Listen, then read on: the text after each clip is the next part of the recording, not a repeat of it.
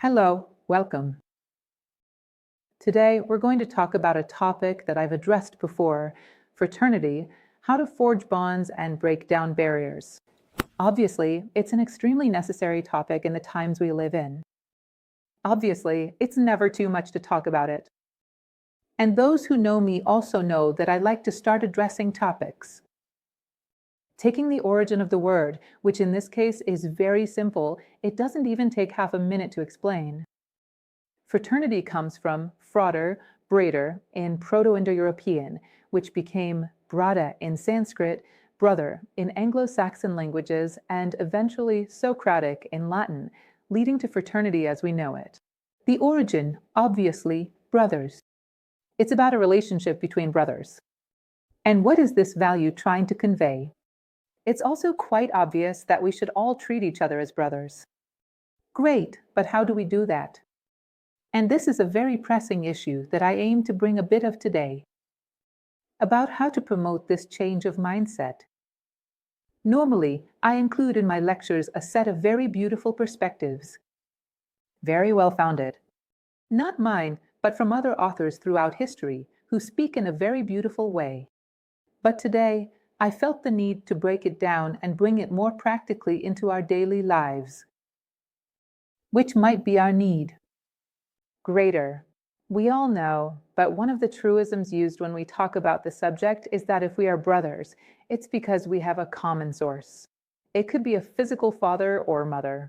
Yes, but it could be the same community, the same city, the same country. The same movement of idealists working together can be the same human nature or the same nature in general. In other words, for us to have a sense of fraternity, the first thing we need to be aware of is this common source, which, generally, we are not. Otherwise, we would enter a paradox. Well, we are all children of the same nature. Let's respect our brothers. We don't even respect nature, which is our mother. We've lost this notion, although this is a fact because our life has cost nature. Earth, water, air, fire, to keep us here for decades, and it was costly. She took from herself to give us life, and continues to take, to provide us with life. Although this is a fact, it is also an element that we are not very aware of. And that would be another lecture, the awareness that nature is our mother. And therefore, it becomes difficult to recognize brothers out there. Human nature, too, I sometimes get the impression that we don't even recognize it. We don't really know what it provides us, what it offered us when it brought us into its embrace. Also, sometimes it becomes a bit complicated for us to place awareness on these common points, because we barely recognize them. There is another characteristic that I also consider a truism, a fundamental element, which is when we recognize someone as a brother. We have more patience, we have more tolerance, we have more capacity. Even when there is a serious conflict in living together, to mend ties. Do you know why? I can't give up on him. Of course, he is my brother. I can't give up on him. And, therefore, this makes the bonds much stronger. That's why the idea of fraternity is a very intelligent resource if we place it in our minds, in our mental attitude, because everything starts there. Remember the Kybalion, the universe is mental. Everything begins with our mental stance towards life. If we place humanity into increasingly larger groups, not all at once, because nature doesn't leap. But first, my neighbor, my community, my city, my country. If I expand my notion of family, I expand my notion of brothers, and I also gain a much greater capacity for inclusion, of acceptance, of tolerance, of patience, and all the foundational virtues for fraternity. Therefore, it's a good idea.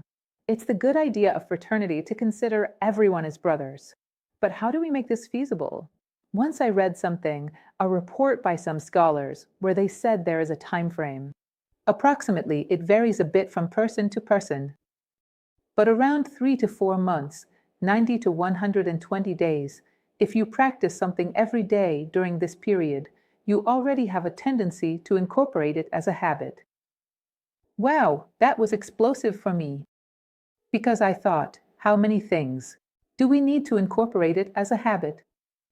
Because in the realm of ideas, we agree. We're all in agreement here. We think it would be wonderful if we treated each other as brothers. But how do we do that? Therefore, maybe it's just a matter of breaking the inertia of previous habits. Once there is an idea that I accept as beautiful, just, noble, and good, it's about breaking the inertia of my habits. Introducing a new habit. I know that none, nor, in all cases, it will work like this. So rosy the way I'm talking. Because sometimes we don't believe in the idea that much, but for those of us who do believe in this idea, the challenge is to bring it into our lives.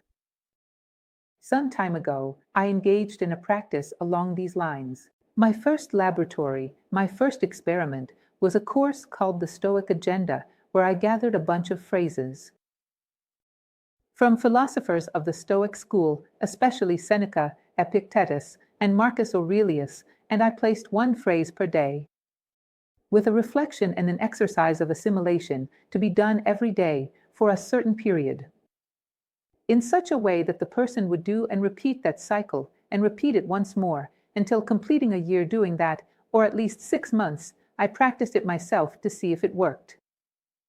And I found it to be a success. Honestly, there were certain things that I started to evoke automatically without even recalling them from memory, as if they were a response. My life. After doing this exercise, I only proposed it after having practiced it myself. And I thought it was a very successful experiment. What I decided to do with you all here today isn't much different from that. Bring fraternity into your day, any day, for tomorrow. For a day chosen by you next week, whenever you want. A day, a model, where there won't be anything extraordinary. I will take what you do in your life and well-infuse fraternity into every corner, without changing the facts themselves. Of course, maybe you'll find the day I've prepared quite simple. Wow, I thought she was going to suggest I do some grand altruistic work, change the world. But she proposed what I already do. I started with what we already do, what everyone does, just giving a different tone, a different mental attitude to the same facts. Doing the same things in a different way, with a differentiated mental attitude. Of course, after that, once done, if you want, you can go ahead and include other elements to gradually do much greater things. Nature doesn't take leaps. But this model day, where fraternity walks hand in hand with you, did. You'll see that it will already be amazing. It will help you with so many things. Let's see how this works. So, my fraternal day, where you will build bonds and smooth out the edges that prevent you from practicing this virtue. Let's go to the moment when you wake up. And, of course, I was inspired by things I try to do with myself. It's a principle, at least in the philosophy we teach at New Acropolis. Honor the truths with practice. We don't feel very morally authorized to pass on something that we are not trying to do ourselves. Part of this has already been assimilated. A part of it hasn't been yet. It's a constant process of self-improvement, but it's a method of honoring truths through practice. As Socrates used to say, it is the ultimate knowledge that makes us better. Shall we go? So, good morning with fraternity to you. When we wake up in the morning, we open our eyes. I have a technique that's not mine. It's a technique learned from Helena Blavatsky, which is incredibly useful. I leave it as an extra tip for you. Opening your eyes in bed in the morning, a second is very little, but who knows? 30 seconds, at most a minute, fix an image that suggests God to you. Helena Blavatsky suggests this. This is something I always do, I always try to do. It might seem very silly to you. 30 seconds, what difference will that make? It makes all the difference, because it will require you to have some vision of God. I don't believe in God. Put something else that you believe in. Do you believe in nature? All right, put it there. Do you believe in something or someone that has inspired you? A lot of admiration and respect throughout life. Visualize the actions of that something or someone. Visualize something that is absolutely inspiring to you. In this case, for those who believe in God, visualizing God, it brings you a serious problem. You will have difficulty visualizing something. You have to visualize that gentleman in a cassock above the clouds with a somewhat philosophical mindset won't accept this. You'll start wanting to search for God throughout your life. What is God? Where is He? And this will be a wonderful quest. During the day, you will start looking for God, because if not, tomorrow morning, you'll have trouble getting out of bed. So start seeking God in actions, start seeking God in memories, and you'll begin to treasure wonderful, highly inspiring things. It has happened that, to get out of bed in the morning, to have a vision, I restore memories of a past I no longer remembered. Suddenly, a memory surfaced from when I was, I don't know, 5 or 6 years old, something I had never remembered before, because of my intentional desire to see God in something. It's amazing how this stirs things up. It really throws our mind into a frenzy, and it goes crazy searching for God. And you find precious things, and it becomes a hunter of these precious and highly inspiring visions. Well, it's just a suggestion. I opened my eyes, 30 seconds of exercise. I usually see the day through some window. That's what happens to me. At least, sunny days are my favorite. I keep thinking that one day, maybe when this life is over, the thing I'll miss the most is the sunlight. It gives me so much energy, so much life. It gives me so much meaning, so much purpose. It's like a father touching me in the morning. Like that painting of the creation of Adam by Michelangelo. Yes, for me, one of the most inspiring moments. Opening my eyes and a bit of sunlight, I already feel ready and present. He is the father and I am the daughter, therefore, I am at his disposal. It's something that gives light, that gives life. It's something that invites you to work alongside it, to walk alongside it.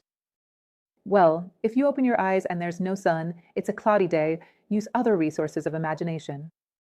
My resource of imagination, since I really love plants, is to imagine how happy they are. Someone comes along to water them with all generosity. The rain will water them with much more perfection than I could ever manage. They must all be so happy with this dawn. These are my resources. Find yours. But whatever your eyes see when they look at the light coming through the window, have an attitude of recognition and gratitude. Every day has something Christmas-like about it. Maybe you don't understand this. Christmas has an aspect that's called the magic of Christmas, which is pure rebirth. It's a blank page placed before us, giving us every chance to start from scratch, bringing all the experience we've gathered along the way. But without any trauma, without any scars, without any burden, we return to being a child born in this divine cradle. We return to having an entire life ahead of us. Every morning is kind of like Christmas. All that's missing is the ringing of the bells. And that enthusiasm for yet another opportunity opened up before me. Thank you for that, and that deep desire to give our best today. May I fulfill my best potential today. May I leave my heart stamped by everything I do. May I be present in body.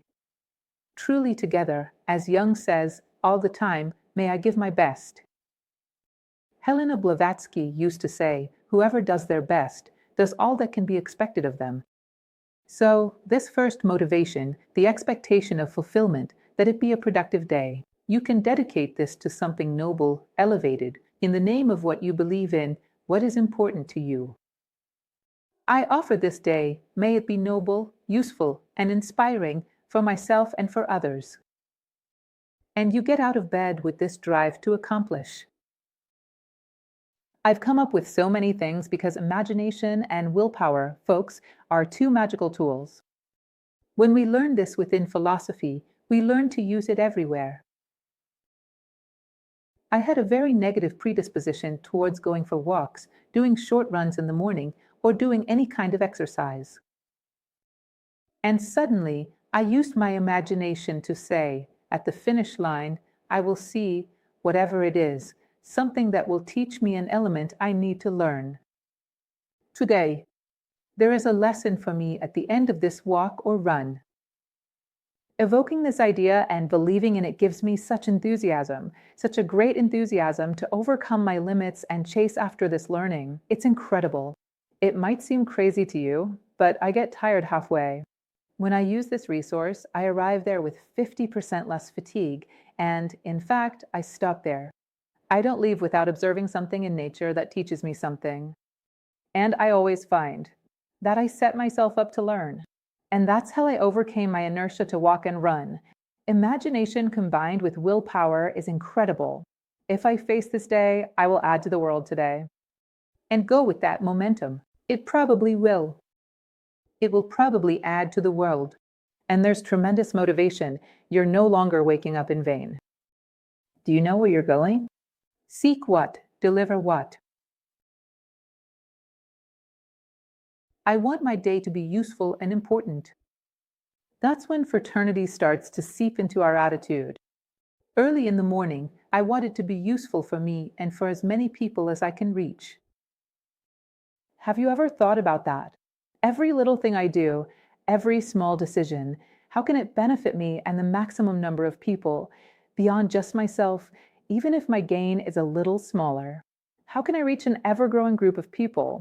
Look, if I, for example, instead of rushing out of the house, leave a bit more slowly but grab a pack of cookies to share with my colleagues, I spend a minute doing this. I benefit many more people than if I were to rush out like a madwoman without thinking about anything. Little things, cute ones like that. Walk at a pace that allows me to remember who I am and whom I follow. This is the maximum speed. You know that 80 kilometers per hour sign of yours. Maximum speed allowed. Your maximum allowed speed is the one that lets you walk without forgetting who you are and whom you serve. If you're going faster, that's wrong. You'll be fined by the law of nature. So, a little slower, I can do such a thing. A little slower, I can remember to say goodbye to everyone at home, to check if my pets are okay. A little slower, to the point where you say, no, more than this, I can't go back. Then I'm already neglecting the other side. I find just the balance, just the middle ground. So let my day be about benefiting the maximum number of people and not just myself. And I will find my happiness there, in the number of people I will benefit today. In other words, start tying fraternity with happiness, because that's exactly how it happens. I had a lot of difficulty, but one of those many instances throughout history, I struggled to keep a small journal before going to sleep. We say bedtime, and the mind immediately makes you useless. You can't do anything else. And then I put it in my head, if I don't say 2 or 3 words about my day, I won't have a good night's sleep. And I believed in that. And that's how it happens. If I lie down without writing in the journal, I can't fall asleep. And the funniest thing in the world, because I go there, jot down my 2 or 3 little words on that paper. Immediately, it's a deep sleep. Boom! I disagree, because I allowed myself to sleep. How impressive! We have many tools to deal with ourselves, indeed, if we have a clear focus on purpose, and if we truly want to change our lives. You have many tools to start incorporating elements that you consciously consider noble, just, and good. And let me tell you something, it's already being done to you. The only thing you need to do is take the reins and start doing it yourself. Because from the moment you wake up and grab the newspaper at your doorstep or turn on some media outlet, they're already putting things in your head. What you should think and what you should do throughout the day. If you don't take control of it, they're already doing it for you. Because nature doesn't allow vacuums. If you don't do it, they'll do it for you. That's how it works. What else? Feeling responsible for life, feeling connected to it, having a common source, recognizing this common source. I told you that our great difficulty is remembering who the father is, who the mother is. In other words, what is the common source from which we all came? When you want to think a little about the people around you, remember the common source. We are all people who spend a significant part of our lives in the workplace.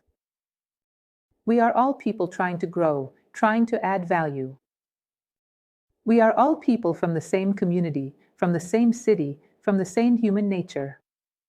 Remember, and I recall this very well, you must have experienced this too, the joy on my father's and mother's faces when I treated my siblings well made the fraternal bonds much more intense. Just remembering the joy on their faces, that famous moment with the candy I got on the street and they would take a bite. And I would wrap the rest in the little paper, you must have done this too, for my little brother. And I would walk. How long would I spend with that blessed candy from my little brother? Half a candy, and that was a source of pride. My parents would tell everyone about it. Remembering the joy from this source, when it realizes that we have truly accepted the other as a sibling, is also a good incentive. In other words, having this idea of the source also greatly helps in finding motivation to embark on a fraternal day, with a willingness to interact and benefit. Remember that you will encounter boogeymen. What are the boogeymen for your positive predisposition? As you leave the house at that very first moment, you'll already encounter haste, impatience, lack of motivation, people around you in situations, sometimes emotional, the most critical ones. I find it funny because tomorrow, which holds this magical value, all about Christmas, about birth, it's the most common time to find people stressed out. Well, that sets the tone for the entire day. It's the magic of beginnings. It sets the tone for the entire day. And people don't realize this. They don't watch over this cradle moment, this moment of the birth of a new day. Therefore, go already knowing that you will encounter people like that, and having a response so they don't steal your predisposition to add value. Once I heard Chow Yun say this, and I never forgot it. He would plan his time. He imagined, my laziness will say this, my selfishness will say that, and I will respond with this, and I will respond with that. He would list the flaws he had, those he already knew, and before they could say anything, he already had the response ready at his fingertips. So they wouldn't sabotage you in achieving your dreams. You can do this with both internal and external circumstances. There will be this and that. I will come out on the other side, and they won't steal from me. My magic of beginnings, my willingness to add value today. There you go, a beautiful day, a beautiful morning, off we go. Remember what I was talking about just a moment ago. When we begin, it's easier to forgive siblings than sometimes friends, people outside the family. Of course, there are exceptions, but generally it's easier. Do you know why? He's my brother. I can't give up on him, and that's a fact. We can't give up on anyone. Every person we give up on, their pain starts to walk with us. Either we contribute to people and a bit of their achievements walk with us, or we give up on people and a bit of their failures walk with us. Soon enough, we have so many dark spots within us that we don't even know where they came from.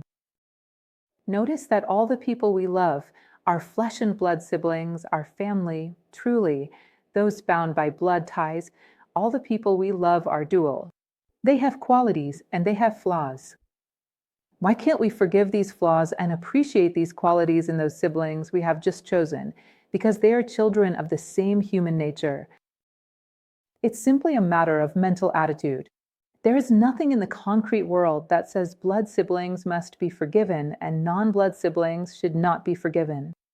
That doesn't exist. It's a convention you've created. Don't be bound by imaginary laws. Everyone is dual. But in those I love, I forgive the darkness and cherish the light. Shall we try to break this mental stance towards those I still ought to love?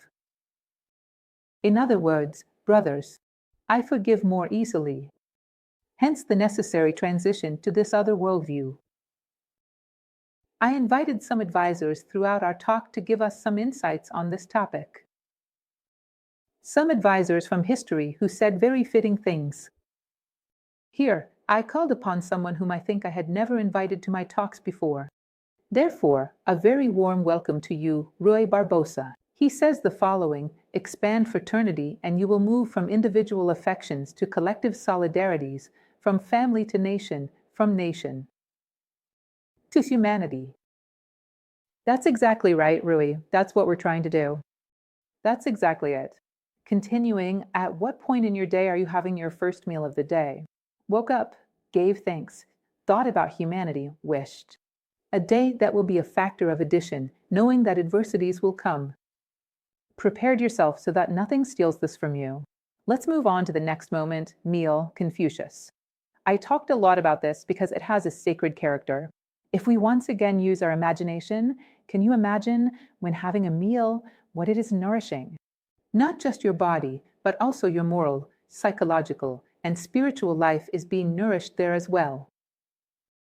When it is shared with the people you love at the table, or is solitary, when it is accompanied by a glimpse.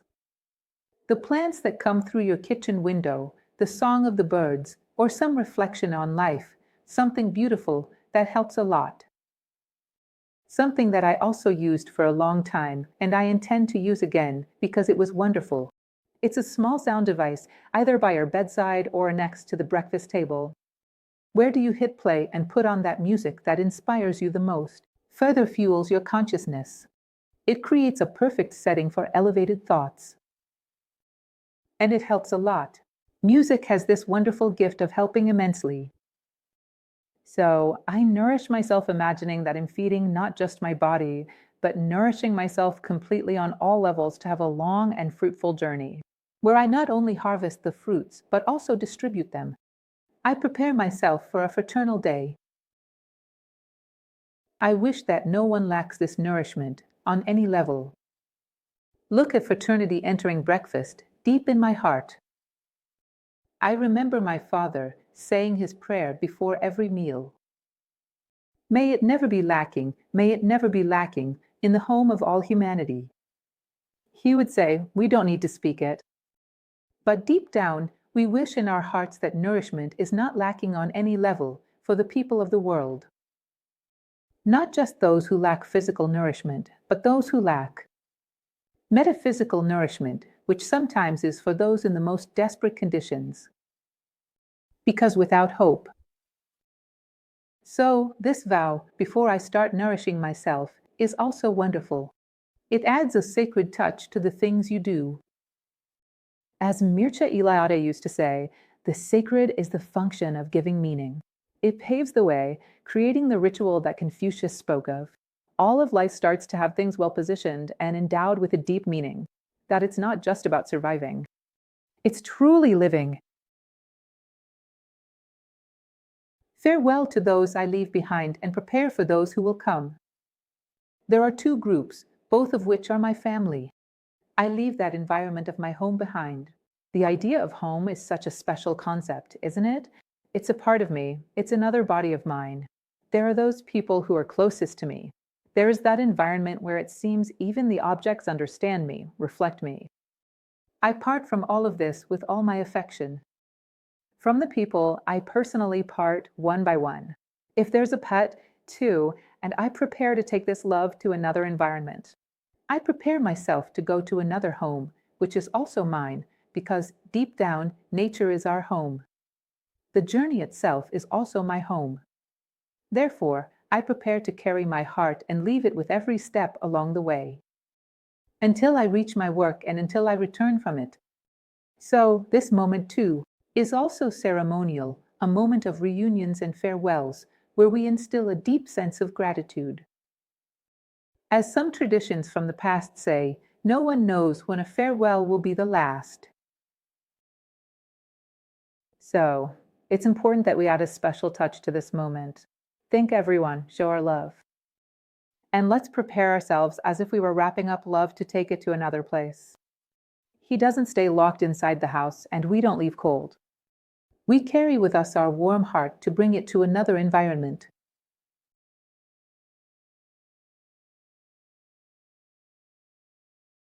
Challenges of this moment. Leaving home for work. He'll face traffic, encounter stressed people, run into grumpy folks, and enter an environment that's usually harsh.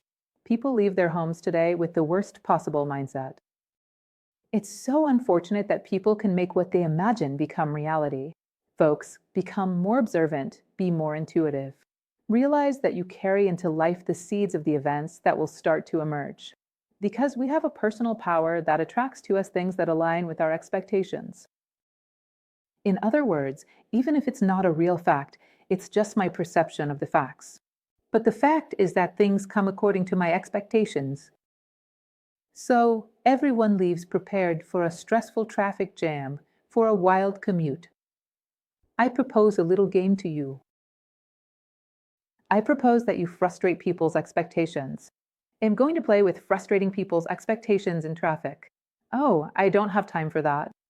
So, you went into traffic to meet people's expectations. You shouldn't.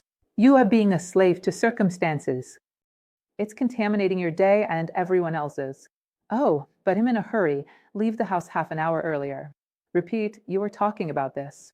A slave is someone who keeps fighting against what they cannot change. What he can change, he does nothing about. So that your commute can be fruitful. Leave the house a little earlier, so that you can make this journey at the right pace, so that the best of you comes to Iona. Remember our commitment to pace. And then I can take it easy, and I play around. Oops, I'm going to frustrate everyone's expectations here. People expect me not to give them the chance to merge into my lane. I stop and make a gesture, hoping she'll merge into my lane. People expect me to honk the horn all the time. I won't honk at any moment. People walk around with frowns on their faces. I'll glance at them and smile. Sometimes, just something like that already disarms the other person's expectations because they weren't prepared for it. He wasn't prepared for someone who is at peace with life. Kind, calm, and genuinely wishing them, even if it's just with a nod, a good day. Someone who is at peace with life will be something completely off the menu of his expectations. Maybe it breaks the logic of his stance towards the day. Because sometimes an element that steps out of our predictability already leaves us disarmed. It breaks our logic. So I'm going to play the game of disarming. The worst expectations of the people I encounter along the way. And that's already a wonderful game. I've already had fun with this game. To truly enjoy myself, to look at the person next to me and give a smile and see them startled, because they weren't prepared for that at that moment. The person was there with their turn signal on, wanting to get in front of you, expecting you to look furious. And you look with a smile. Play with that. And besides, when the traffic slows down, it's a wonderful thing for you to collect beauties. I never forget a day. A cold winter day where I passed by at a time when the traffic jam was very slow. A father carrying his little daughter to school, and she was on his shoulders. And she had picked up from the ground 2 dry branches. She was wearing a little red jacket. And he smiled, and she did too, and she danced with those dry branches in the air. And that was a scene of such beauty, it seemed like something divine. It seemed like a crack in time had opened there to manifest a bit of eternity. And that moment never left me. And it was during the traffic jam where the traffic was quite slow. Little things, I don't always manage to do this. I'm striving to improve myself just like you. I'm not here presenting myself as an example of any perfection, but the moments we achieve. Remember Khalil Gibran, what I tasted and approved yesterday. Today it's on the table to share. That's how it's done. And that is also fraternity. And then arriving at my work and setting another challenge. I came here to take on the challenge, the highest and most difficult adventure that humanity has ever faced. This was before opening the door to work. I came here to resolve the problem of coexistence today. If I manage it today, maybe I'll become more skilled and succeed on other days. Today, I'm going to have a spectacular interaction. Of course, before that, there was parking. The smile for people, the goodwill towards that person who was there. I don't know, needing to carry something heavy, or the car attendant who shows up. And sometimes you're usually harsh. I own the elevator door, where you hold it open so someone can enter before you. In other words, you start collecting moments of fraternity. And you start believing in yourself. Wow, I am truly fraternal. You start building a solid foundation that will allow you to face the greatest difficulties the rest of the day might bring. And then come the moments of the day. Your colleagues, where you face them in the best possible way, because they are dual, but I love them. Therefore, I see what they have that is luminous. Here I brought a guest, who is the philosopher Nilakanta Sri Ram, and he has some advice to give us. He says the following: those who dedicate themselves to the cause of fraternity will find infinite strength and inspiration for themselves. Those who dedicate themselves to the cause of fraternity, understood, find infinite strength and inspiration.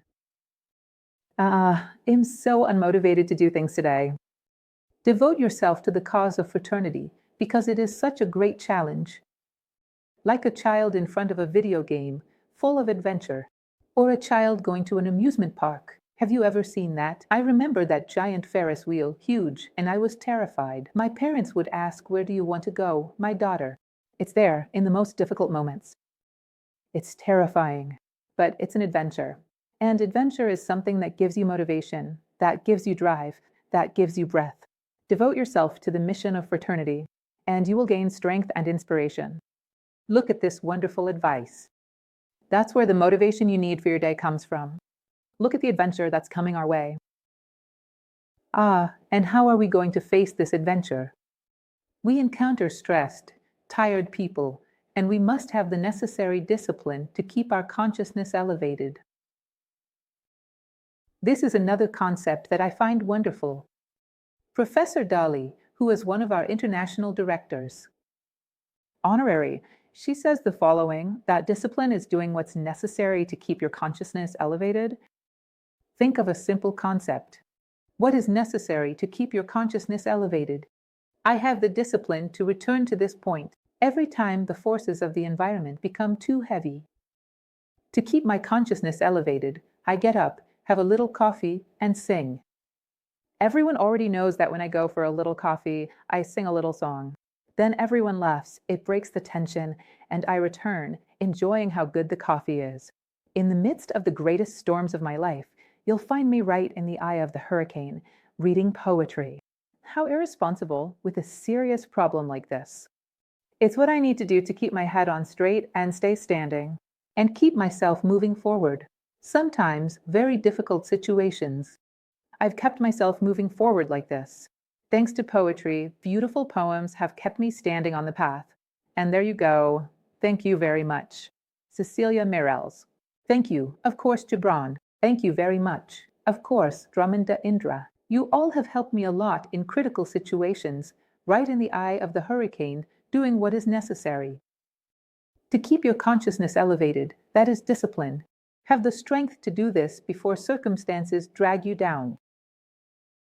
Create circumstances that can change, sometimes even the atmosphere, the mindset of the environment. Where are you? Because the one who holds the reins of their own self generally influences more people beyond just themselves. Here comes another advisor, who I think I'm bringing here for the first time as well, Jose Saramago. He has a very interesting piece of advice to offer us at this point in the story. Personal selfishness, complacency, lack of generosity, the small cowardices of everyday life, all of this contributes to this pernicious form of mental blindness, which consists of being in the world and not seeing the world, or only seeing what, at any given moment, is likely to serve our interests. In other words, a bunch of things prevent us from seeing the world. And what is he saying with that? That, in fact, that's all we need. We just need to see the world. He will show you the light. We just need to see the world. He will show you the positive side of everything. When you go to the center and regain the light, when you return to things, you ask what their bright side is. There is nothing in the world that isn't dual. Turn to your problems and say to them, Show me your bright side. You can't fool me. You are not singular. Nothing in manifestation is singular. Everything is dual. Show me your bright side. Do you know why? I went inside. I remembered the light. Now I turn to the problems. Your bright side, where is it? And it works. These are exercises of the double recipe, imagination combined with willpower, which always works, my dear friends. Try it, and then tell me about it.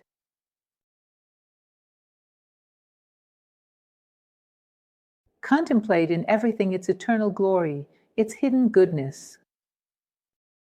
In everyone and everything, there is something sacred. In other words, SRI RAM, once again, is showing us that we should present ourselves before the day, this moment of our work. In moments, whatever they may be, that usually present greater difficulties, I say, I am curious about the mystery of this day. And you will help me find it. No day is the same as another.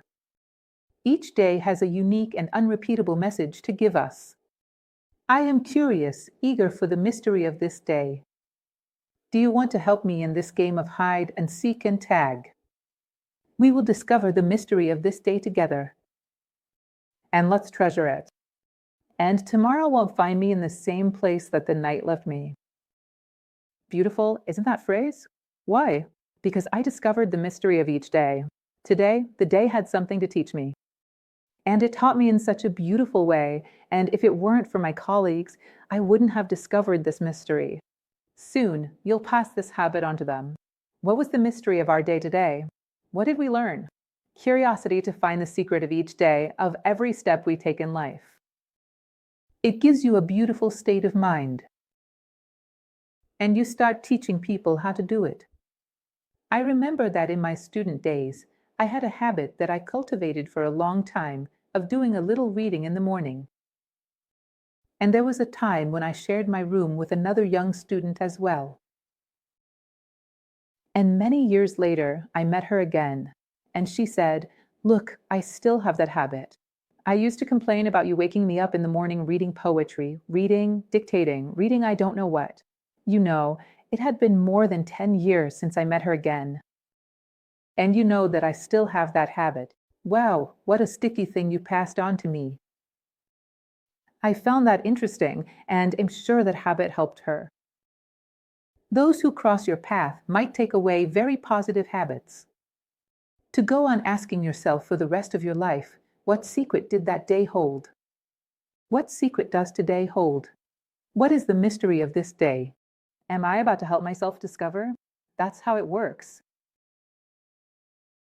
There is an experiment I once read about, which I can't say for sure if it's real, but even if it were a fable, it would be well worth it. I found it very interesting.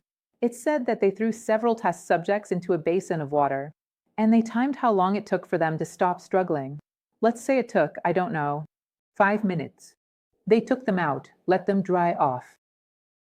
After they were fully recovered, they would take one of them and put it back into the basin again. This test subject that had struggled for, I don't know, 5 minutes the first time, ended up struggling for almost 10. Do you know why? Hope. She had already been saved on another occasion. And now she had more hope of being saved again. I know the experiment is cruel, far be it from me to praise such a thing. But I believe that behind it, there is an interesting message. When I help someone, I'm not just helping them in that moment. I expand in that person the hope of being helped. From that point forward, for the rest of their life, perhaps their endurance is doubled. Because one day someone helped me. One day someone taught me a good habit. One day someone helped me realize that every day holds a mystery. Daily worries. This is also something that sometimes we can say, how can I have this wonderful day you're suggesting if I have worries? Look, this wonderful day has already been experienced by many men throughout history, and none of them were free from worries. We are all pressured by worries every day. We are all subject to the same pressures. So, when we stop overthinking, I usually teach this in my time management course. I can't focus on anything because I'm worried. Schedule an hour to think about your problem. Don't do anything else, just sit there, thinking about your problem. If after thinking for an hour you haven't solved anything, because thinking alone doesn't help, go out into life and give it your best.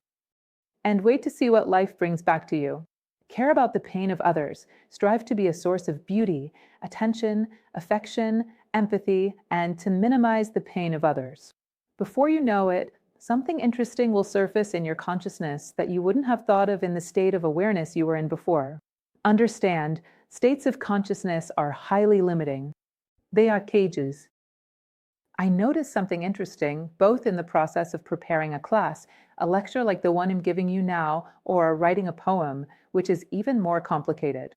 Sometimes I'm in a state of consciousness where it's no use insisting. It's a cage, it's a cell. In those conditions, I can't create anything. Before trying and just hitting a brick wall, as the saying goes, I focus on freeing myself. And there, in that environment, nothing comes out. Notice that we create these cages of consciousness. If you don't get out from inside there, you have no chance of finding a solution, of finding a way out. Sometimes just stepping out and breathing fresh air brings much freer, much broader solutions. Fresh air is far more suggestive than the stale air of a consciousness cage. So, when I integrate with life, with this spirit of generosity, of giving attention, interest, and care to others who are also going through difficulties, you start to notice that others, and others, and others, everyone begins to do the same thing. You start creating a cycle, and we're all helping each other. It becomes easy to do everything. None of us is as good as all of us together. We know that. With all of us helping each other, it becomes much easier. So, every time I feel the need for something, I give that something. That very thing I feel the need for. And you realize that you're creating an atmosphere where you gain more clarity. Once, while cleaning a window and looking outside, I thought, when I clean something, I gain transparency and can see the beauty much better. On the other hand, what if I clean inside myself?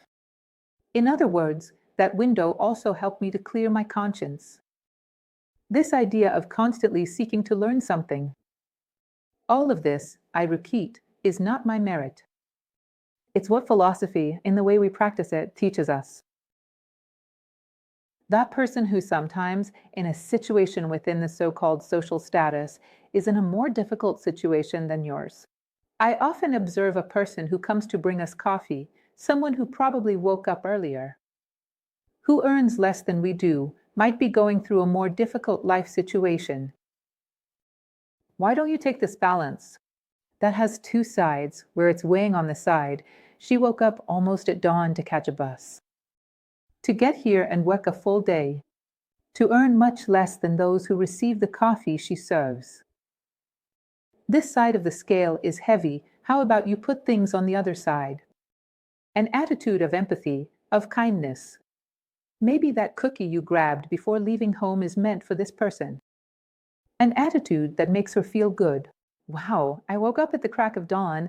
It was a sacrifice, but look how well I'm treated here. Look at how caring people are.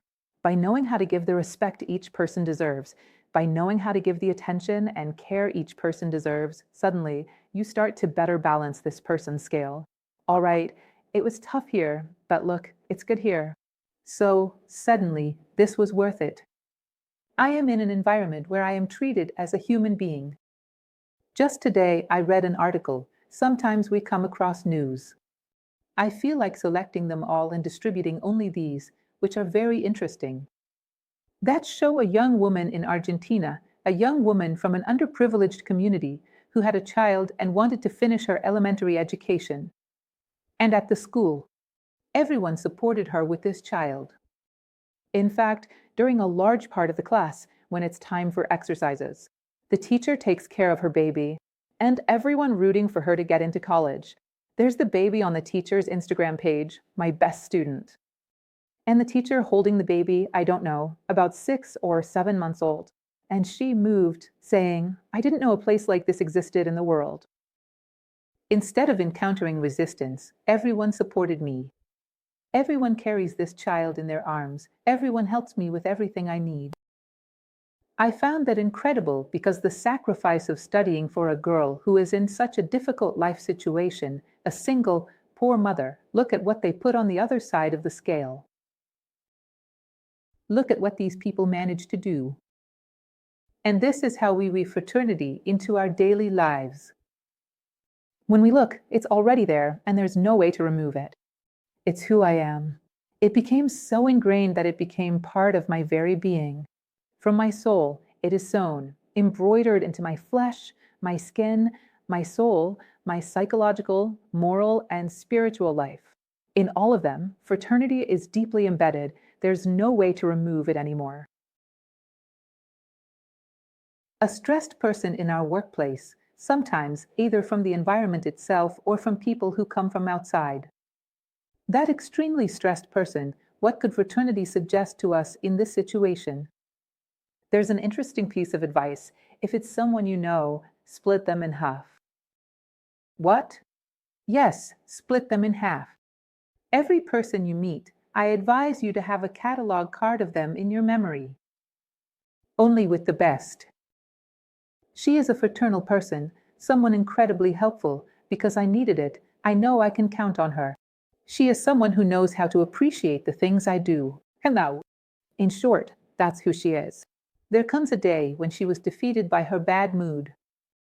She was defeated by her psychological limitations, which couldn't withstand the adversities of life. And she comes to me, overwhelmed, with a terrible vibe, offending me or out of her mind, something like that. I split her in half. Here's a person giving opinions whom I don't even know, and here's someone I do know. And I start talking to the person I know, ignoring the noise that the other one makes, in such a way that I strengthen the person I know to fight against this shadow, whom I know, ignoring the noise that the other one makes. In such a way that I strengthen the person I know to fight against this shadow. I ally myself with her against her shadow. The person who is treated this way feels split in half, and she feels that you have allied with her to fight against her shadow. And now she finds it easier to overcome that shadow. Phew, thank goodness you helped me. That shadow was killing me. Split the person in half and engage with the one whose catalog card is in your memory. Address her. Ignore that noisy visitor over there making a racket. You will help her master this. You will help her turn the tables. In other words, in everything, we discover little secrets. They're little things. I guarantee you can come up with better ones if you take a moment to think. The human being is tremendously creative. Little things, little battle secrets. Our talk today is almost like a recipe for a cake, guiding us on how to approach life, knowing what to do. And here are our collaborators, who is coming again. My Kanta Siriham.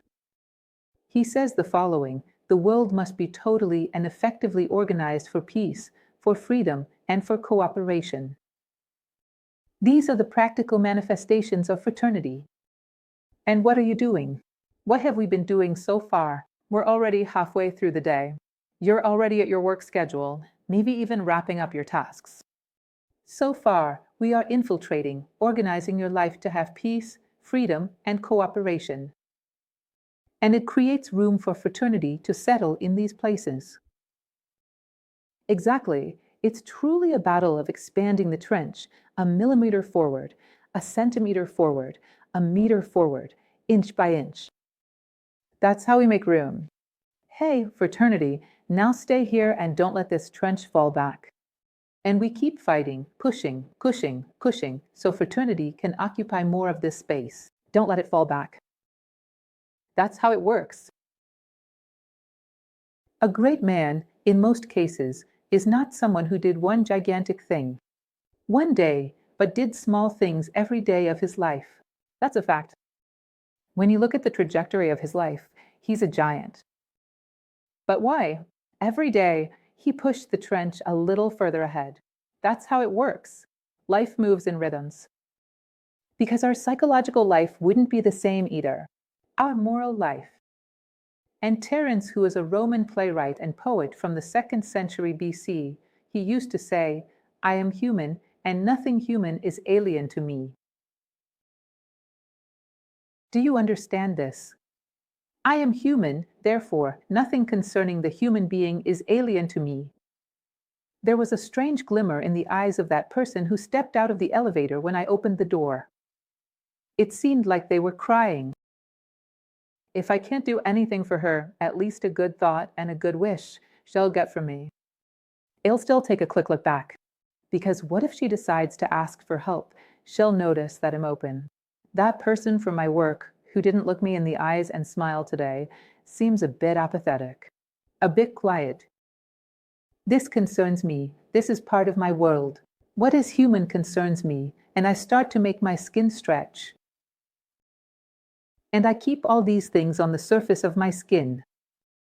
The suffering of the people around me, it hurts me, and I commit myself to it. And it hurts, and I commit myself to it. More and more, I feel like I'm becoming a factor in bringing benefit, in drying the tears that run down someone's face.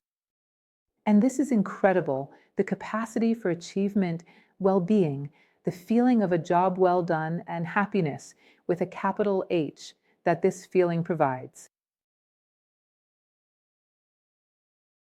Noises, talks, rumors, we don't go through a day outside our home without encountering all of this.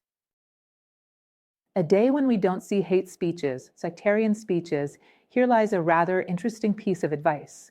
Once again, from Sri Ram, who says the following, "For those who seek the truth, fraternity is a touchstone." It must take precedence over any doctrine, whatever the doctrine may be.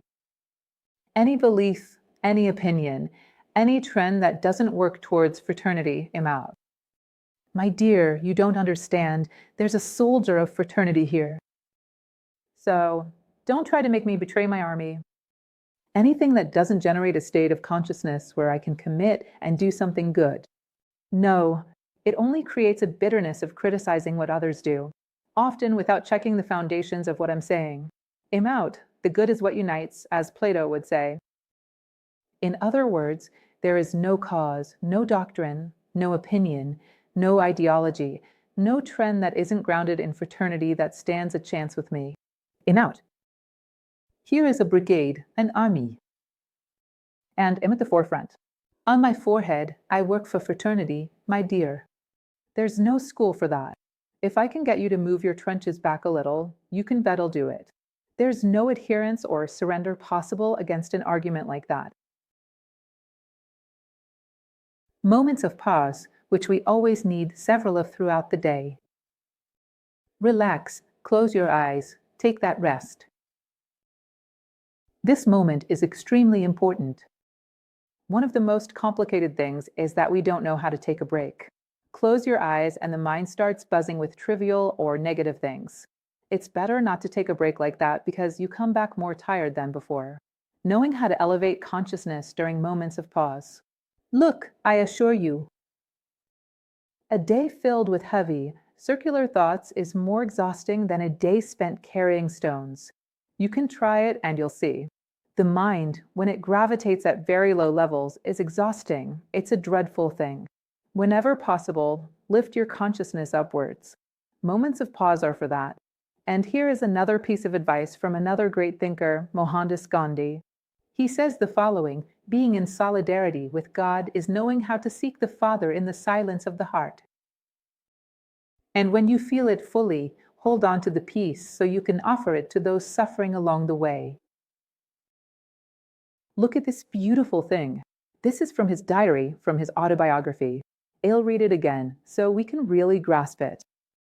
Being in solidarity with God is knowing how to seek the Father in the silence of the heart.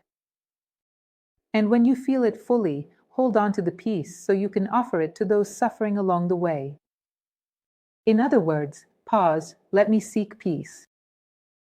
I found it. Yay, I'm fueled up. Now I'm going to spread it along the way, bombarding every corner where I feel a void of peace, where I sense something that's not very clear, something that's a bit blurred, a bit obscure. I'm unleashing this wave of peace. Another pause. Inside, solid, that which defines me, that which I am, the one I am, what I rely on to be who I am, what I believe in. Peace. Humanity belonging, I expand, I distribute all of this. Like a heart, with its systoles and diastoles, like a great heart. Returning home, that moment of coming back home is also wonderful. Are you already leaving work? Have that final reflection with your colleagues. How cool, we learned something today. Did you see it? If possible, if you have the courage for it, do it. If not, pass it on in a more subtle way. Returning home, going back home is a beautiful moment. Because then that bad mood, which generally people don't like when they have to go out to work. The moment when work is heavily stigmatized. But that's another topic. So, that morning grumpiness sometimes turns into the opposite when heading home. People are happy, they're going home, they're eager to see those they love. In her eyes, there's already a sparkle from her armchair, from her little dog, carrying a slipper. Of those things that are your nest, they already exist on the way back. Observe this, the joy in the people around us. One of the most beautiful moments I also cherished. I lived in an apartment building and would look out the window in the late afternoon, and there were the mothers returning with their children from school. I remember it like it was yesterday. Sometimes with the little brother in the stroller and holding the backpack and the lunchbox of the child, he's running ahead like a little bird. Jumping, touching everything, playing with everything, fiddling with the flowers, watching the little creatures on the ground, and the mother behind. Folks, what a moment. Beautiful. I have the impression that if I close my eyes right now, he's here, that I saw something beyond time. It opened, tore through time a little, and I glimpsed a bit of eternity. It was a sunset, the end of the afternoon, where the crickets chirped and the children were leaving school with their moms. It was a divine scene. I remember it with a memory, as if it were my own longing to return home. This home, which is my deepest identity, this home, which is the wisdom I have been seeking so much. That is a symbol of it, and, in a certain way, you look around and you'll find a symbol of it. How touching it is, how it reaches our hearts. How we should rejoice in this moment of joy for others. Where they live a symbol, even if they don't quite understand it. But they draw some joy from it, they draw some peace from it. Add your joy, add your peace, throw a smile into it, throw a great desire to return to everything you love. Return to that which you identify with. Because this is a theme that should accompany us all the time, wanting to return to what identifies us. Prepare yourself for the reunion. I arrived home. The wife or husband also work, the kids went to school, everyone has a story to tell. Even the little dog has a story to tell. Pay attention, genuinely wanting to know how the other's day went. If I learned something in my day, their day must have had wonderful things too.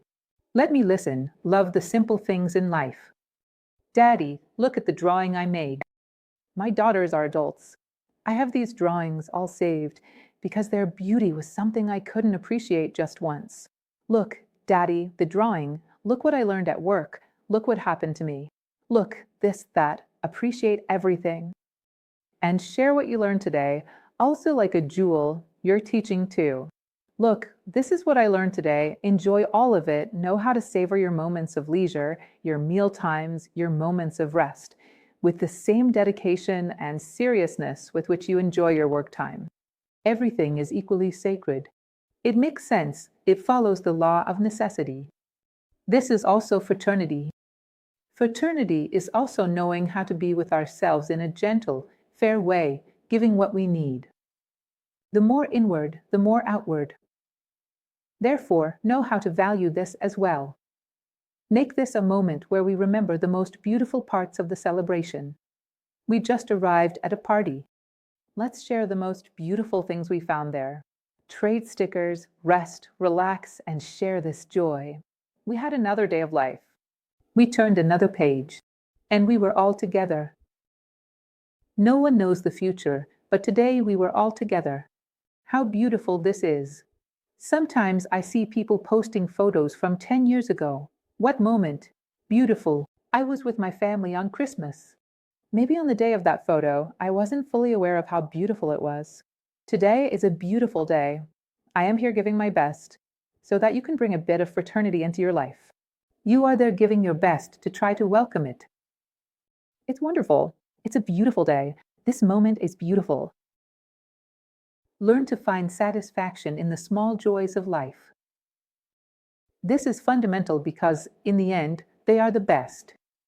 Perhaps in the final moments, they are the ones we miss the most. I am certain, at least, of the absence of sunlight in the mornings. At my window, I'm sure I'll die of longing. The little things, the most precious ones. Record in a journal everything you've learned. It's the old story of the journal. Do you have to do it? He has. Because you forget everything, we have a memory, we are very scattered. Write down what you learned today. Note what was positive. In other words, it's a quick thing. How much did I walk towards my life's purpose? How much did this day shine and contribute to my journey to become a complete human being? My great life goal is to become a fraternal and complete human being. The great goals of my life are precisely fraternity and justice. So, a fulfilling day is one where I take a small step in that direction. So, a journal is excellent. You flip through it and suddenly remember everything you learned that year. In a flip through, it's just a few words. It's 2 lines. You are never too tired for this. And it is fundamental. It's what crowns your day. And then, indeed, a spirit of gratitude for everything you have received. And don't forget, the moment of falling asleep is another beginning. It's the beginning of dream consciousness. Therefore, there's the magic of beginnings. There too, a beautiful piece of music is also good.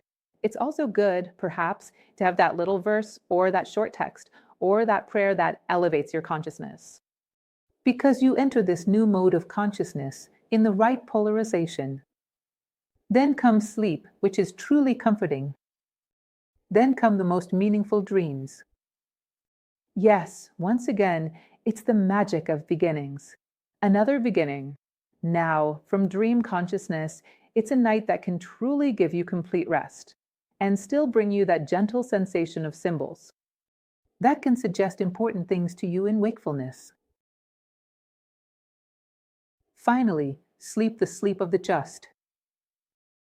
Were you human? Today was fraternal. Gratitude for everything. Tomorrow, start anew. And tomorrow I will wake up ready to throw myself with all the enthusiasm in the world into the mystery of life. And I will be fraternal. And I will leave my heart imprinted on every step I take, and at the end of the day, I will feel this fullness, which prepares me for the sleep of the just. And no day will be the same as another.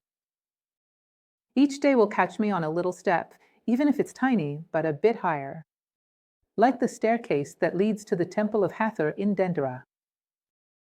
Steps, very tiny, but always a little closer to the sacred, to the great meaning of our life.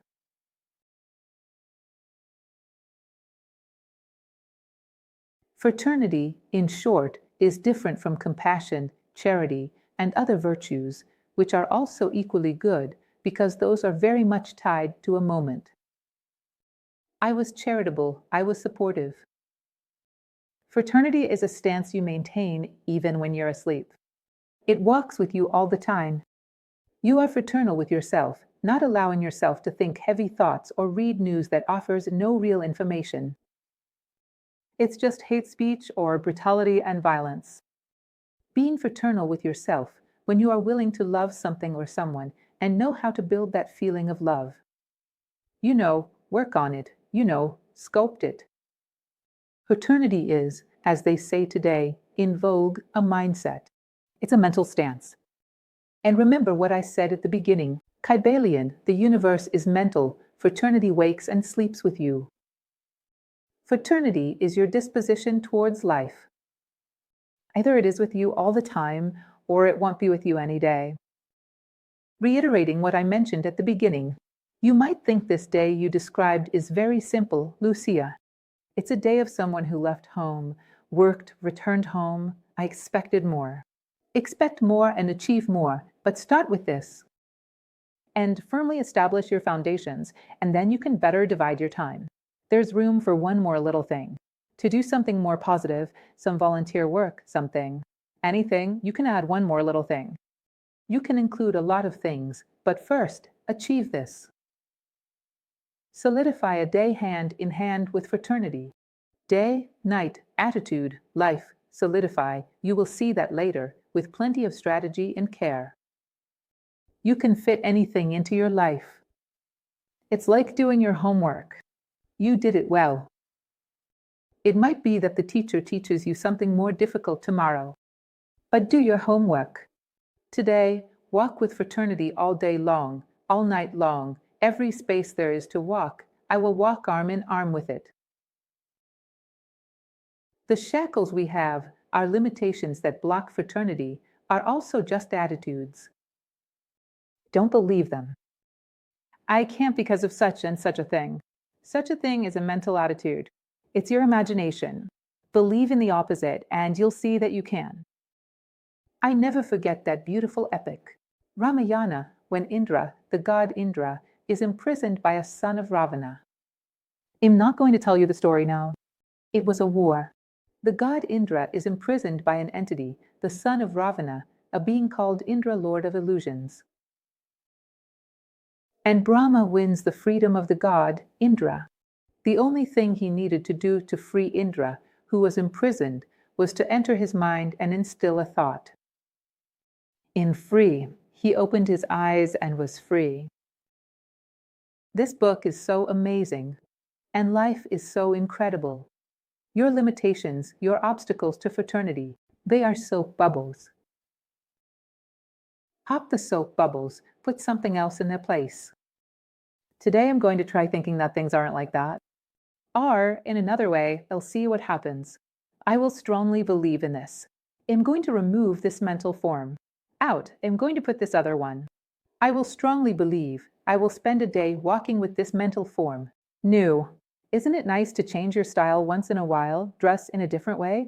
Change the decoration of the house? Change your mental approach to life for a day. And see that you recreate the world around you. An incredible thing. How many doors seem to have lost their keys since prehistoric times, and you open that door? How many places you can enter? It's amazing what you're capable of doing when you change your mental stance towards things. The limitations to fraternity are attitudes. Instead of thinking about them, think of the opposite.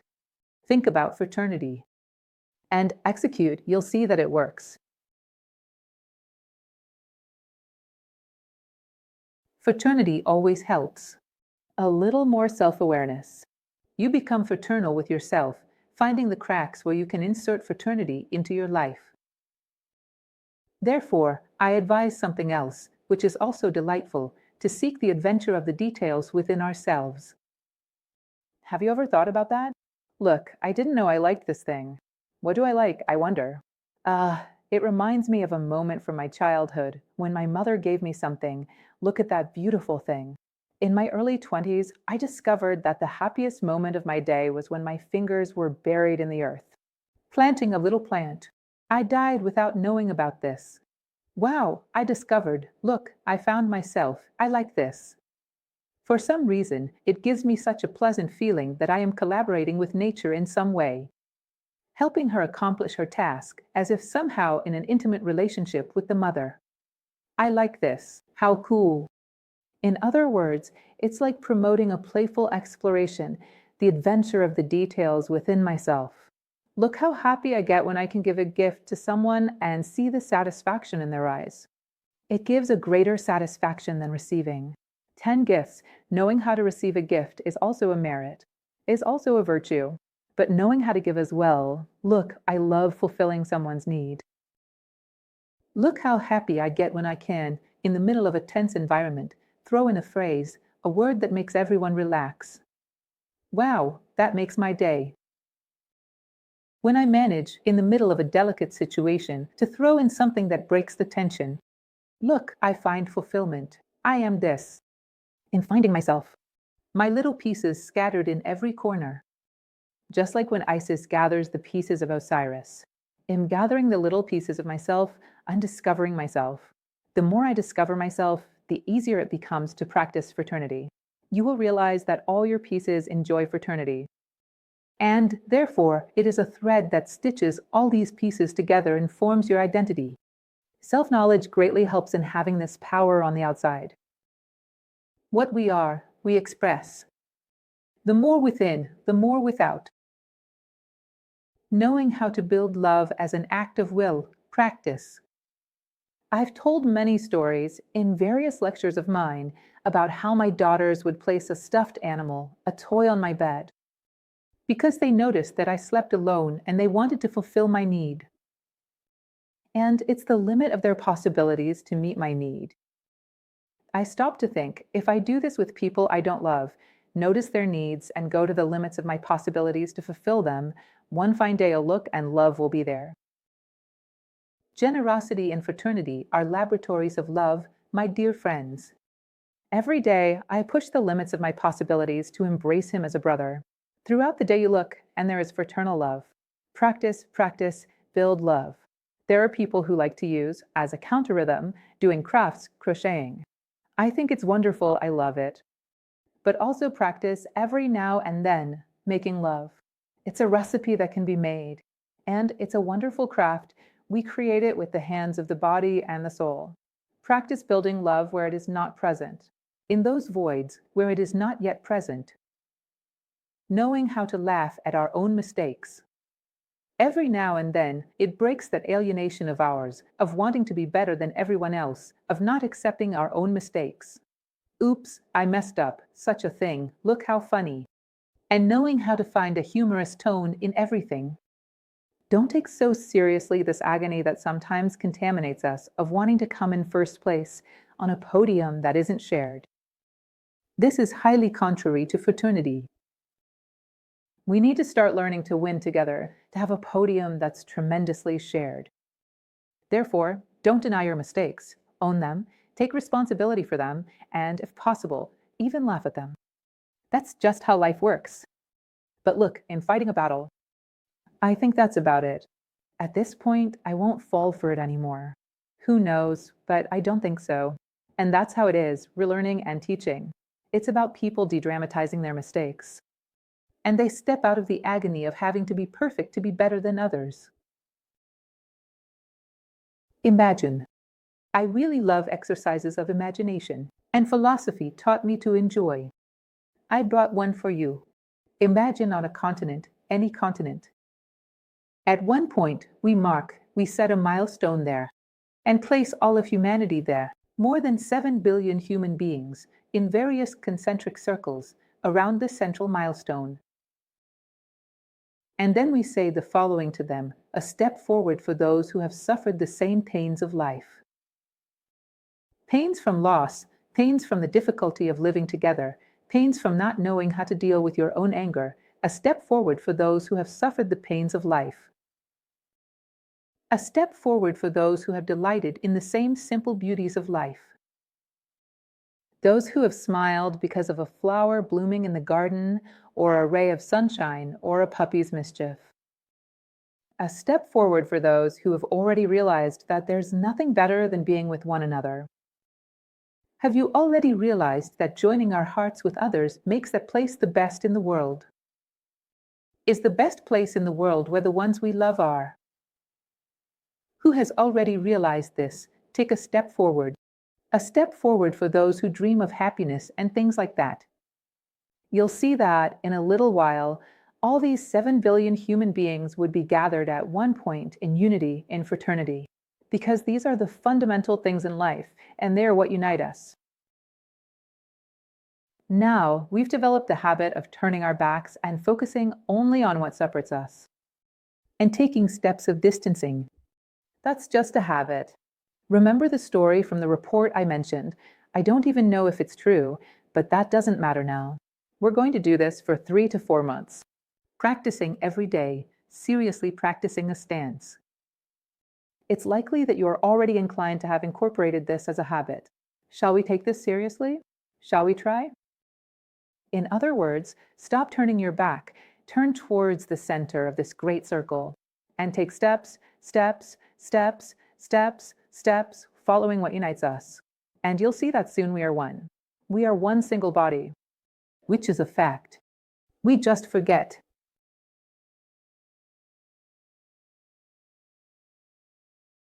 No one can think they have failed their mission in this world. If you have lightened someone else's burden. This is our last advisor, Carlos Dickens. No one can think they have failed their mission in this world. If you have lightened someone else's burden. Therefore, fraternity, besides everything it gives you, provides the security of a successful life, a prosperous life. What is prosperous? Pro more species, which is the same root as hope. Prosperity is aligning yourself with your hopes. And fraternity is what brings us this kind of prosperity the most. It brings us closer to that central point where we all come together. It's a little training, a small piece of advice. Who knows? Practice. If you try, I don't know, for a day and it works, train for another one. Just one more, just two more. In my Stoic Agenda course, I asked them to practice for 3 months. Try. Who knows, you might keep going and create days like this, one after another, and one fine day you realize that some of these things, at least some of them, have already been incorporated as a habit. In other words, fraternity is no longer just that collection of beautiful words and phrases that we love. Look, she's on my bed. She's in the elevator. Fraternity. I met her there and she said to me, "Good morning." She is parked next to my car. She's right in the middle of traffic, playfully inviting the drivers to come along. She's inside the elevator. Look, fraternity is no longer soaring in the beautiful realm of ideas. She is in my life. That's what I wholeheartedly wish for all of you. Thank you.